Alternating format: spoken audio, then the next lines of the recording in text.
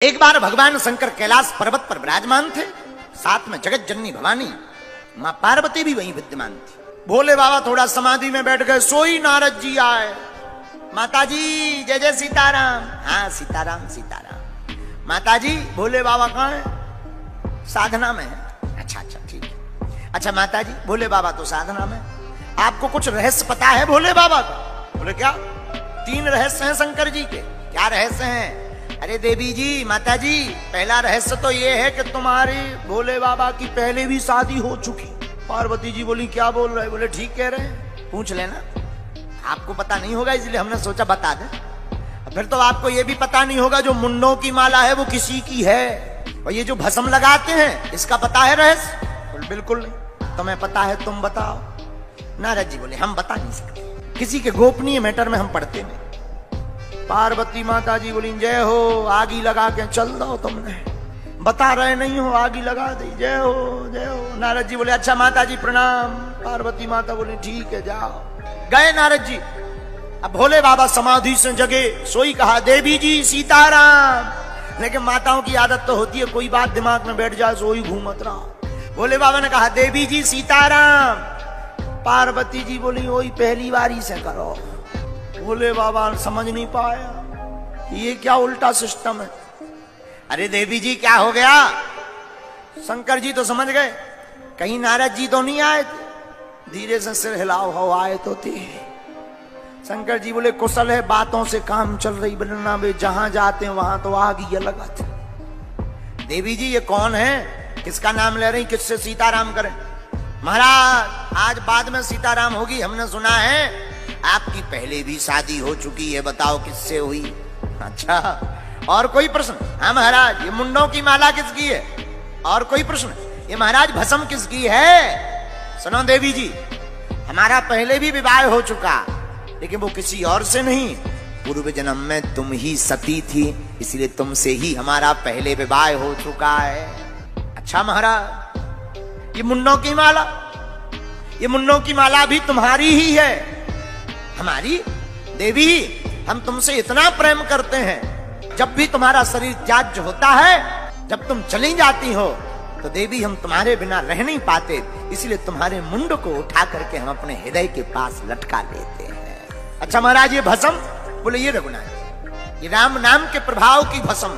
अच्छा महाराज शंकर जी भस्म क्यों लगाते हैं? एक बार एक मुर्दा जा रहा था, मुर्दा के पीछे बहुत से लोग गांव वाले, एक आदमी मर गया जिसका नाम था टिल्लू गुरु।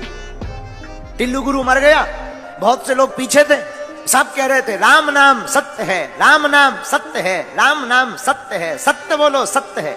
शंकर जी ने कहा वाह ये लोग कितने अच्छे हैं, राम नाम सत्य कह रहे हैं। तो शंकर जी भी पीछे खड़े हो गए और पीछे पीछे शंकर जी भी चलने लगे, क्योंकि जहां राम वहीं भोलेनाथ। तो शंकर जी भी कहने लगे राम नाम सत्य है, राम नाम सत्य। लेकिन जैसे ही शमशान घाट पहुंचे, तो जो लोग गांव वाले आए थे, जहां मुर्दा को रखा हो आग लगाई, तो जो गांव वाले राम नाम सत्य कह रहे थे सब बदल गए 2 मिनट में।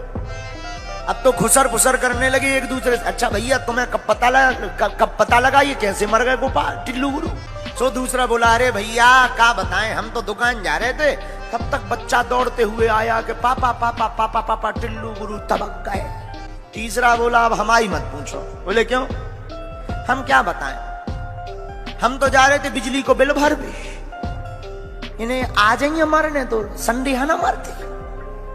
अब प्लांटी इनको बाप दे दिया, प्लांटी। और शंकर जी बोले यार अभी कह रहे थे राम नाम सत्य है, अब कहीं दुकान याद आ गई, कहीं मकान याद आ गया, कहीं बिल याद आ गया, ये तो सब फर्जी है। लेकिन शंकर जी ने देखा कि जिसके कारण ये राम नाम सत्य कह रहे थे वो तो बेचारा जल ही गया, लेकिन जल गया सो क्या हुआ, कम से कम इसके कारण कुछ देर ही तो सही इन लोगों ने राम नाम सत्य कहा, उसी भस्म में शंकर जी लौट गए।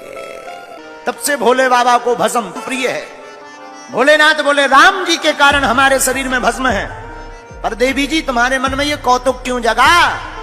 पार्वती जी बोली महाराज और तो सब ठीक है, आपने ऐसा कौन सा रस पी लिया है कि आप मरते ही नहीं हो, केवल हम मरते।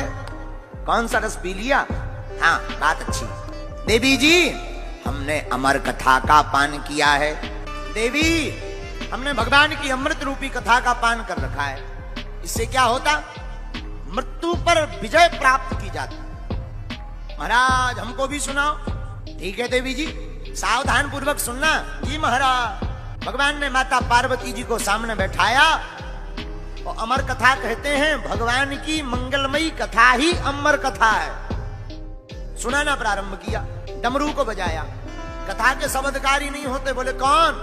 रसिक, भावुक, ये दो लोग ही भगवान की कथा के अधिकारी होते हैं। सुनना सबको चाहिए, पर अधिकारी दो ही लोग हैं। कौन? एक तो जो भगवान के रस में डूब गया और दूसरा जो भगवान की भक्ति में भाव में भर गया। ऐसे लोग ही भगवान की कथा के अधिकारी हैं।